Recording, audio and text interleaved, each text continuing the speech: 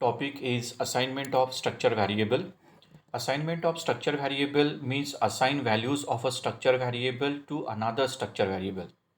In this case, both variables are defined of the same structure type. यहाँ पे हम एक प्रोग्राम डिस्कस करेंगे। इस प्रोग्राम में हम दो स्ट्रक्चर वेरिएबल को डिफाइन करेंगे। पहले स्ट्रक्चर वेरिएबल में हम डेटा इनिशियलाइज करेंगे और वो जो डेटा है वो डेटा हम सेकंड स्ट्रक्चर वेरिएबल को असाइन करेंगे। तो सबसे पहले हम 3 हेडर फाइल्स को यहाँ पे इंक्लूड करेंगे।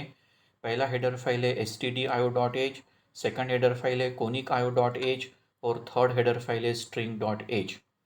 Student is the name of structure और इस स्ट्रक्चर में हमने 3 डेटा मेंबर्स यहाँ पे लिए हैं।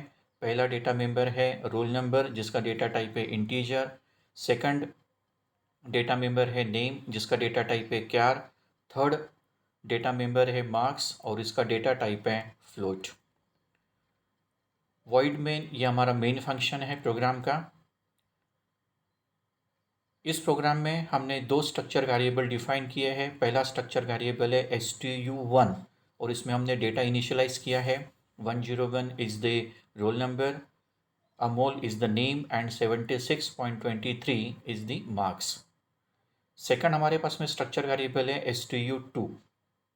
अभी जो नेक्स्ट स्टेटमेंट हमको दिख रहा है stu2 इक्वल टू stu1, तो ये जो स्टेटमेंट है ये स्टेटमेंट हमने stu1 में जो डेटा है वो डेटा हमको stu2 स्ट्रक्चर वेरिएबल को असाइन करना है। तो ये स्टेटमेंट से हम stu1 का जो डेटा है वो डेटा हम stu2 स्ट्रक्चर वेरिएबल को असाइन करेंगे। आफ्टर असाइनिंग अभी दोनों स्ट्रक्चर वेरिएबल का डेटा हमको स्क्रीन के ऊपर में डिस्प्ले करना है। इसके लिए हमने प्रिंटफ स्टेटमेंट का यूज़ किया है। पहले प्रिंटफ स्टेटमेंट में हम stu1 स्ट्रक्चर वेरिएबल का डेटा डिस्प्ले करेंगे और सेकंड प्रिंटफ स्टेटमेंट में हम stu2 स्ट्रक्चर वेरिएबल का डेटा प्रिंट करेंगे। तो यहाँ पे नीचे आउटपुट दिया है, इस तरह का आउटपुट हमको डिस्प्ले होगा। नेक्स्ट टॉपिक है size of structure. We need size of structure like reading or writing to files. To find out the size of a structure by size of operator, we can use either the structure variable name or structure name with struct keyword. तो यहाँ पे 3 examples दिए हैं। पहले example में size of operator हमने use किया है स्ट्रक्चर नेम के लिए और सेकंड 2 एग्जांपल में हमने साइज ऑफ ऑपरेटर यूज़ किया है स्ट्रक्चर वेरिएबल के लिए। अभी हम यहाँ पे इस प्रोग्राम में साइज ऑफ ऑपरेटर का यूज़ करके हम साइज़ फाइंड आउट करेंगे स्ट्रक्चर का। तो हमने पहले हेडर फाइल्स यहाँ पे इंक्लूड किए हैं stdio.h, conic.io.h and string.h। Student is the name of structure. इसमें हमारे डेटा मेंबर्स है रोल नंबर, नेम और मार्क्स और stu ये हमारा स्ट्रक्चर वेरिएबल है। अभी हमने यहाँ पे मेन फंक्शन लिखा है वॉइड मेन। यहाँ पे हमने एक स्टेटमेंट दिया हुआ है प्रिंटफ। तो इस प्रिंटफ में हमने जो यूज़ किया है size of in bracket student, तो student is the name of structure और साइज ऑफ ये ऑपरेटर है। ये ऑपरेटर ये स्ट्रक्चर के साइज़ को कैलकुलेट करेगा और यहाँ पे हमको एक आउटपुट दिख रहा है। इस आउटपुट में हमको दिख रहा है साइज ऑफ स्ट्रक्चर, मीन्स हमारे पास में जो स्टूडेंट स्ट्रक्चर है उसका साइज़ हमको यहाँ पे डिस्प्ले हो रहा है 26। तो ये किस तरह से काउंट हुआ है 26 वो हम देखेंगे। तो जैसे हमने स्ट्रक्चर को यहाँ पे क्रिएट किया था स्टूडेंट और उसमें हमारा जो पहला डेटा मेंबर था रोल नंबर, इसमें डेटा टाइप हमने लिया था इंटीजर, तो इसका साइज़ होता है 2 बाइट्स। नेक्स्ट हमारा जो डेटा मेंबर था नेम और इसमें जो डेटा टाइप हमने लिया है कैरेक्टर, बट नेम में हमने जो साइज़ स्पेसिफाई किया है वो 20, तो यहाँ पे हम कंसिडर करेंगे 20। तो नेम का जो साइज़ आएगा वो रहेगा 20। थर्ड जो डेटा मेंबर्स था मार्क्स, इसका जो डेटा टाइप था फ्लोट और इसका साइज़ होता है 4 बाइट्स। तो यदि हम इसको ऐड करते हैं 2 bytes plus 20 bytes plus 4 bytes, तो उसका एडिशन आता है 26, जो हमको यहाँ पे आउटपुट में दिखाई दे रहा है। तो इस तरह से साइज़ ऑफ ऑपरेटर क्या करेगा, स्टूडेंट ये स्ट्रक्चर में जितने भी हम डेटा मेंबर्स डिफाइन करेंगे सभी के डेटा मेंबर्स के साइज़ को ऐड करेगा और फाइनल रिजल्ट हमको यहाँ पे वो डिस्प्ले करेगा। नेक्स्ट टॉपिक है array of structure.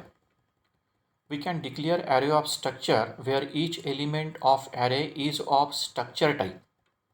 Array of structure can be declared struct student stu 10. 10 is the size of stu. Now here stu is the name of array यानी stu is the name of array of size 10 यानी stu में हम 10 elements को hold करके रख सकते because this is the size of array, each of which is a structure of type struct student, means each of stu has 3 members which are roll number, name and marks. This structure can be accessed through subscript notations. तो यहाँ पे हम एक programme discuss करेंगे use of array of structure. तो सबसे पहले हमने यहाँ पे 4 हेडर फाइल्स को इंक्लूड किया है stdio.h, conic.io.h, string.h and iostream.h. Student is the name of structure. पहला डेटा मेंबर है इस स्ट्रक्चर का नेम जिसका डेटा टाइप है कैरेक्टर. सेकंड डेटा मेंबर है रोल, इसका डेटा टाइप है इंटीजर. और थर्ड डेटा मेंबर है मार्क्स जिसका डेटा टाइप है इंटीजर. तो हमने एरे लिया है और इस एरे में हम 2 स्टूडेंट का डेटा इनपुट करेंगे और जो डेटा हमने इनपुट किया है वो डेटा को हम स्क्रीन के ऊपर में डिस्प्ले करेंगे. तो सबसे पहले 2 स्टूडेंट का डेटा हमको एरे में इनपुट करना है. तो यहाँ पे हमने एक एरे लिया हुआ है एस नाम का, उसका साइज़ है 2. तो यहाँ पे हम 2 स्टूडेंट का डेटा एंटर कर सकते हैं. तो इनपुट के लिए हमने ये लॉजिक लिखा है कि हम किस तरह से एरे में 2 स्टूडेंट का डेटा इनपुट करेंगे. तो हमको यहाँ पे फॉर लूप लेना पड़ेगा. फॉर लूप में हमने आई इस वेरिएबल का यूज़ किया है और ये इसका जो इंडेक्स स्टार्ट होगा वो 1 से स्टार्ट होगा, इसलिए हमने स्टार्टिंग में ही स्टेटमेंट में i=1 इसको हमने डिफाइन किया है. तो हमको 2 स्टूडेंट का डेटा एंटर करना है. तो हमने यहाँ पे कंडीशन दिया है i<=2. तो ये लूप 2 ही टाइम्स एग्जीक्यूट होगा और फर्स्ट टाइम एग्जीक्यूट होने के बाद में सेकंड टाइम वो इंक्रीज़ होगा. तो यहाँ इसके लिए हमने i++ का यूज़ किया है. तो यहाँ पे जो हमको दिख रहा है फर्स्ट लूप के बाद में जो स्टेटमेंट्स हमको दिख रहे हैं ये लॉजिक हमने यूज़ किया है 2 स्टूडेंट का डेटा इनपुट करने के लिए. After inputting the data of 2 student, now we display the information of both the students. तो ये जो लॉजिक हमने यहाँ पे यूज़ किया है, this logic is used to display the information of 2 students. तो ये लॉजिक डिस्प्ले के लिए हमने यूज़ किया है. तो हम आउटपुट में देख सकते हैं कि किस तरह से हम फर्स्ट स्टूडेंट का डेटा एंटर किया है, फिर उसके बाद में सेकंड स्टूडेंट का डेटा एंटर किया है. After inputting the information of both the students, then how to display data or information of both the student. This is called as a array of structure. Next हमारा topic है nested structure. Nested structure का मतलब होता है structure within structure, यानी structure में हम और एक स्ट्रक्चर क्रिएट करेंगे. तो structure declaration can be placed inside another structure और a structure variable can be a member of another structure. This is called nesting structure. तो नेस्टेड स्ट्रक्चर किस तरह से क्रिएट किया जाता है उसका एक जनरल फॉर्मेट यहाँ पे दिया है. तो यहाँ पे जैसे हमने पहला स्ट्रक्चर क्रिएट किया है उसके डेटा मेंबर्स हमने यहाँ पे डिफ़ाइन किए हैं. सेकंड स्ट्रक्चर हमने यहाँ पे क्रिएट किया है उसके डेटा मेंबर्स हमने यहाँ पे डिफ़ाइन किए हैं. उसके बाद में यहाँ पे जितने हम स्ट्रक्चर क्रिएट करेंगे उतने हमको यहाँ पे स्ट्रक्चर वेरिएबल्स को डिफ़ाइन करना पड़ेगा. तो यहाँ पे एक छोटा सा एग्जाम्पल दिया हुआ है. पहले एग्जाम्पल में जैसे student is the name of structure, ये हमारा पहला स्ट्रक्चर है जिसके डेटा मेंबर्स है नेम और रोल. सेकंड हमारा स्ट्रक्चर का नाम है डेट और जिसके डेटा मेंबर्स है डेज, मंथ एंड ईयर. और इसका जो वेरिएबल है, इसका जो स्ट्रक्चर वेरिएबल है वो है बर्थ डेट. उसके बाद में हमने stu1 और stu2 ये 2 हमारे पास में स्ट्रक्चर वेरिएबल्स हैं. तो हम प्रोग्रामिंग में इस नेस्टेड स्ट्रक्चर का किस तरह से यूज़ करेंगे उसका एग्जांपल हम यहाँ पर अभी डिस्कस करेंगे. तो हमने ये सभी हेडर फाइल्स यहाँ पे इंक्लूड कर दिए हैं. उसके बाद में मेन फंक्शन का हमने यहाँ पे यूज़ किया है।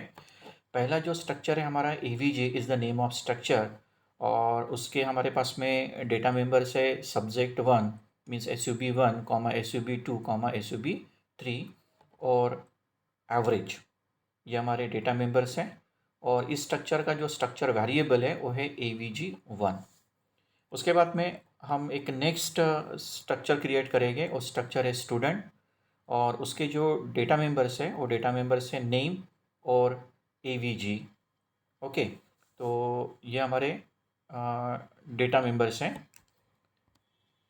After defining the both the structure, अभी हमारे पास में जो हमने पहला जो स्ट्रक्चर लिया था स्टूडेंट, तो स्टूडेंट में हमने जो वेरिएबल्स डिफाइन किए थे, तो पहला वेरिएबल था नेम, और उसके बाद में हमने जो पहला जो स्ट्रक्चर क्रिएट किया था वो पहले स्ट्रक्चर का जो स्ट्रक्चर वेरिएबल था वो वेरिएबल हमने यहाँ पे डिफाइन किया हुआ है।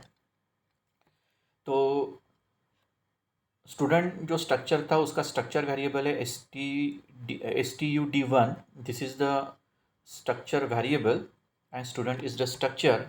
तो सबसे पहले हम स्टूडेंट का नाम एंटर करेंगे, उसके बाद में उसके 3 सब्जेक्ट्स के मार्क्स हम एंटर करेंगे। तो यहाँ पे हमने प्रिंटफ और स्कैनफ का यूज़ किया है। प्रिंटफ का यूज़ होता है टू डिस्प्ले और टू डिस्प्ले द इंफॉर्मेशन और to display any message on the screen. और स्कैनफ जो स्टेटमेंट हमने यहाँ पे यूज़ किया है, this statement is use to insert data into variable और स्ट्रक्चर वेरिएबल। तो इस तरह से हमने नेम और 3 सब्जेक्ट्स के मार्क्स यहाँ पे एंटर किए हैं with the help of this statements.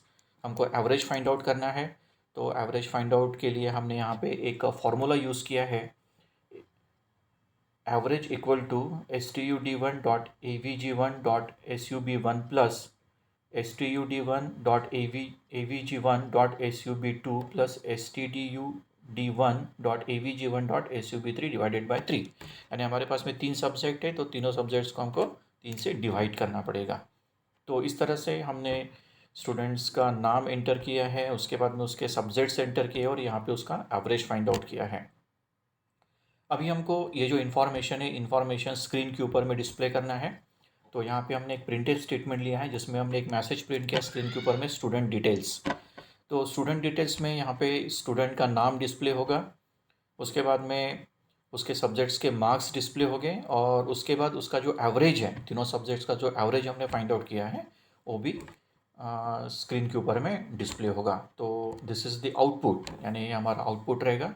तो इस तरह का हमारा आउटपुट रहेगा। तो सबसे पहले हमने यहाँ पे स्टूडेंट का नाम एंटर किया है सचिन, उसके 3 सब्जेक्ट्स के मार्क्स हमने एंटर किया है, और उसका एवरेज फाइंड आउट करने के लिए हमने प्रोग्रामिंग में एवरेज के लिए एक फार्मूला यूज़ किया है, जिससे हमने तीनों सब्जेक्ट्स का एवरेज यहाँ पे कैलकुलेट किया है। और ये करने के बाद में हमने स्टूडेंट का डिटेल्स जो है अभी स्क्रीन के ऊपर में हमको डिस्प्ले करना है, तो उसके लिए हमने प्रिंटफ स्टेटमेंट का यूज़ किया है। तो डिटेल्स हमको इस तरह से स्क्रीन के ऊपर में प्रिंट हो गए।